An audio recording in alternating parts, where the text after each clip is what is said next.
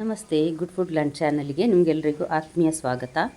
ಇವತ್ತು ನೋಡಿ, ದೊಡ್ಡ ಬಂಗುಡೆಯಲ್ಲಿ ನಾನೊಂದು ತುಂಬ ರುಚಿಯಾದಂತಹ ಬಂಗುಡೆಯ ಪದಾರ್ಥ ಅಂದರೆ ಬಂಗುಡೆ ಕರಿ ಮಾಡಿ ತೋರಿಸ್ತಾ ಇದ್ದೇನೆ. ಬಂಗುಡೆ ಸಾರು ಅಂತ ಸಹ ಹೇಳ್ತೇವೆ.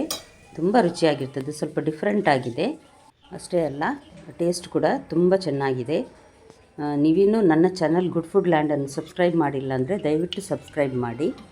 ನೋಡಿ, ನಾನಿಲ್ಲಿ 1 kg ಅಷ್ಟು ಅಂದರೆ ಒಂದು 6 ಬಂಗುಡೆ ಇದೆ, ದೊಡ್ಡದಾದದ್ದು. ಇಷ್ಟು ದೊಡ್ಡ ಬಂಗುಡೆ ಸಿಕ್ಕಿದರೆ ಈ ರೀತಿಯ ಕರಿ ಮಾಡಲಿಕ್ಕೆ ಒಳ್ಳೆಯದಾಗ್ತದೆ, ಸಾರು ಮಾಡಲಿಕ್ಕೆ. ತುಂಬ ದೊಡ್ಡ ಬಂಗುಡೆ ಇದು, ಫ್ರೆಶ್ ಕೂಡ ಇದೆ. ಹಾಗಾಗಿ ಈ ರೀತಿಯ ಒಂದು ಬಂಗುಡೆ ಗಸಿ ಮಾಡುವಂಥ ಮನಸ್ಸಾಯಿತು. ಇದು ನೋಡಿ, ನನ್ನ ಬೆಕ್ಕು ಚೀಕು ಯಾವಾಗ ಮೀನು ಮಾಡ್ತೇನೆ ಅಂತ ಕಾಯ್ತಾ ಇದೆ. ತುಂಬ ಇಷ್ಟ ಇದಕ್ಕೆ ಮೀನು. ಇನ್ನೊಬ್ಬ ನೋಡಿ, ನಮ್ಮ ರಾಕ್ಸಿ ಅಂತ ಕಾಯ್ತಾ ಇದ್ದಾನೆ.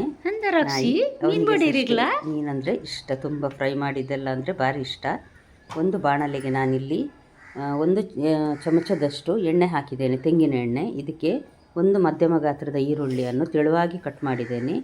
1-1.5 ಇಂಚಿನಷ್ಟು ದೊಡ್ಡದಾದ ಶುಂಠಿ ಮತ್ತು ಕಾಯಿ ಮೆಣಸು, ಒಂದು 8 ರಿಂದ 9 ಬೆಳ್ಳುಳ್ಳಿ.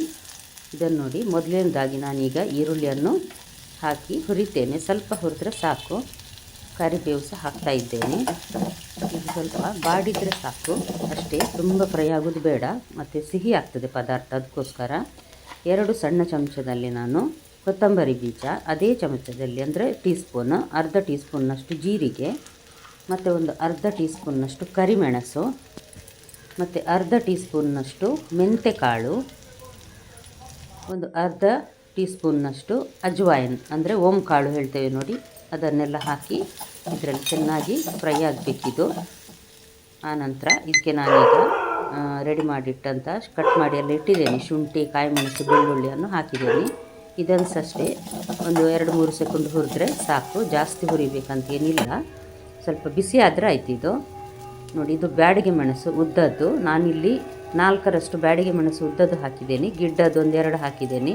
ನಾವು ಸ್ವಲ್ಪ ಖಾರ ಕಡಿಮೆ ತಿನ್ನೋದ್ರಿಂದ ನಿಮಗೆ ಖಾರ ಇಷ್ಟ ಅನಿಸಿದರೆ ಸ್ವಲ್ಪ ಜಾಸ್ತಿ ಹಾಕ್ಕೊಳ್ಬಹುದು. ಇದು ಒಂದು ಅರ್ಧ ಚಮಚದಷ್ಟು ಅರಸಿನ ಪುಡಿ ಹಾಕಿದ ಕೂಡಲೇ ಒಂದು ಸಲ ಚೆನ್ನಾಗಿ ಮಿಕ್ಸ್ ಮಾಡಬೇಕು.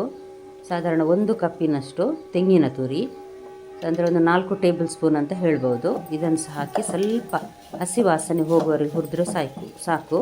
ತುಂಬ ರೋಸ್ಟ್ ಆಗೋದು ಸಹ ಬೇಡ. ಆನಂತರ ಇದನ್ನು ಆಫ್ ಮಾಡಿ ಗ್ರೈಂಡರಲ್ಲಿ ಅಥವಾ ಮಿಕ್ಸಿಯಲ್ಲಿ ನಾವು ನುಣ್ಣಗೆ ಗ್ರೈಂಡ್ ಮಾಡಬೇಕು. ಒಂದು ಲಿಂಬೆ ಗಾತ್ರದಷ್ಟು ಹುಳಿ ಬೇಕಾಗ್ತದೆ, ಹುಳಿ ಜಾಸ್ತಿಯೇ ಬೇಕು ಇದಕ್ಕೆ. ನೋಡಿ, ಒಂದು ದೊಡ್ಡ ಲಿಂಬೆ ಗಾತ್ರದಷ್ಟು ಇದೆ. ಇದನ್ನೆಲ್ಲವನ್ನು ನುಣ್ಣಗೆ ಗ್ರೈಂಡ್ ಮಾಡಬೇಕು. ನಾನು ಗ್ರೈಂಡ್ ಮಾಡಿ ರೆಡಿ ಮಾಡಿರ್ತೇನೆ. ಅಷ್ಟೊತ್ತಿಗೆ ಮೀನು ಸಹ ಇಲ್ಲಿ ಕ್ಲೀನ್ ಮಾಡಿ ಇಟ್ಟಿದ್ದೇನೆ. ನೋಡಿ, ಇದರಲ್ಲಿ ಮೊಟ್ಟೆ ಇತ್ತು. ಈ ಮೀನನ್ನು ನಾನು 2 ಅಥವಾ 3 ತುಂಡು ಹಾಗೆ ಕಟ್ ಮಾಡಿ ಇಟ್ಟಿದ್ದೇನೆ. ನೋಡಿ, ಇದು ಗ್ರೈಂಡ್ ಮಾಡಿದ ಮಸಾಲೆ ರೆಡಿಯಾಗಿದೆ. ಮಿಕ್ಸಿಯಲ್ಲಿ ಇಷ್ಟು ನುಣ್ಣಗಾಗೋದಿಲ್ಲ, ಆದರೂ ಸಹ ತೊಂದರೆ ಇಲ್ಲ, ಮಾಡ್ಬೋದು. ಇದಂದರೆ ತುಂಬ ನುಣ್ಣಗೆ ಆಗಲೇಬೇಕಂತೇನಿಲ್ಲ. ನಾನಿಲ್ಲಿ ಒಂದು ಮಣ್ಣಿನ ಪಾತ್ರೆಗೆ 1-2 ಟೇಬಲ್ ಸ್ಪೂನ್ನಷ್ಟು ತೆಂಗಿನ ಎಣ್ಣೆ ಹಾಕಿದ್ದೇನೆ. ಇದಕ್ಕೊಂದು ಅರ್ಧ ಈರುಳ್ಳಿಯನ್ನು ತೆಳುವಾಗಿ ಕತ್ತರಿಸಿ, ಇದು ಸಹ ಅಷ್ಟೇ ಸ್ವಲ್ಪ ಬಾಡುವವರೆಗೆ ಹುರಿದ್ರೆ ಸಾಕು. ನಮಗೆ ತಿನ್ನುವಾಗ ಸ್ವಲ್ಪ ಕುರುಮ್ ಅಂತ ಸಿಕ್ಕಿದ್ರೇ ಒಳ್ಳೆಯದಾಗೋದಿದು. ಕರಿಬೇವು 1 ಎಸಳಿನಷ್ಟು ಹಾಕಿದೆ ನಾನಿಲ್ಲಿ ಕರಿಬೇವು. ಇದು ಸಹ ಸ್ವಲ್ಪ ಪಟಪಟ ಅನ್ಸದೆ ನೋಡಿ, ಅಷ್ಟರವರೆಗೆ ಹುರಿದ್ರೆ ಸಾಕು.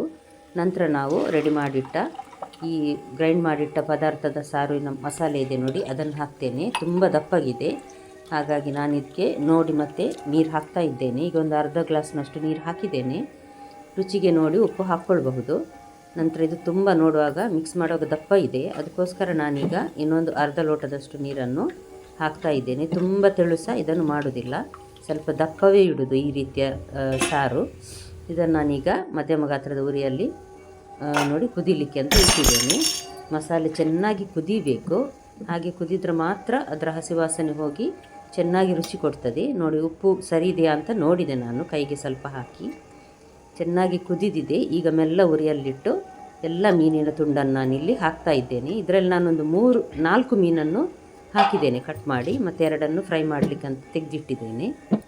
ನೋಡಿ, ಈ ರೀತಿ ಒಂದು ಸಲ ಮಿಕ್ಸ್ ಮಾಡಿ ಮೆಲ್ಲ ಉರಿಯಲ್ಲಿ ಒಂದು 2 ರಿಂದ 3 ನಿಮಿಷ ಕುದಿಸಿದರೆ ಸಾಕು. ಯಾಕಂದರೆ ಸಾರು ತುಂಬ ಬಿಸಿ ಇದೆ, ಹಾಗಾಗಿ ಅದರಷ್ಟಕ್ಕೆ ಅದು ಬೇಯ್ತದೆ. ನೋಡಿ, ಈಗ ರೆಡಿ ಆಯಿತು. ತುಂಬ ರುಚಿಯಾದಂತಹ ಬಂಗುಡೆ ಸಾರು ರೆಡಿ ಆಯಿತು. ಅನ್ನಕ್ಕೆ ತುಂಬ ರುಚಿಯಾಗಿರ್ತದೆ. ಹೇಳಿ ಮಾಡಿಸಿದಂತಹ ಪದಾರ್ಥ ಇದು. ಈ ಮಸಾಲೆಯ ಸಾರು ಇದೊಂದು ರುಚಿಯೇ ಬೇರೆ. ಹಾಗಾಗಿ ನೀವೊಂದು ಸಲ ಖಂಡಿತ ಟ್ರೈ ಮಾಡಿ. ಲೈಕ್ ಬಟನನ್ನು ಇನ್ನೂ ಪ್ರೆಸ್ ಮಾಡಲಿಲ್ಲ ಅಲ್ಲ, ಖಂಡಿತ ಪ್ರೆಸ್ ಮಾಡಿ. ಹಾಗೂ ನಿಮ್ಮ ಫ್ಯಾಮಿಲಿ ಫ್ರೆಂಡ್ಸಿಗೆ ಶೇರ್ ಮಾಡೋದನ್ನು ಮರಿಬೇಡಿ. ನೋಡಿದ ಎಲ್ಲ ವೀಕ್ಷಕರಿಗೆ ಧನ್ಯವಾದ.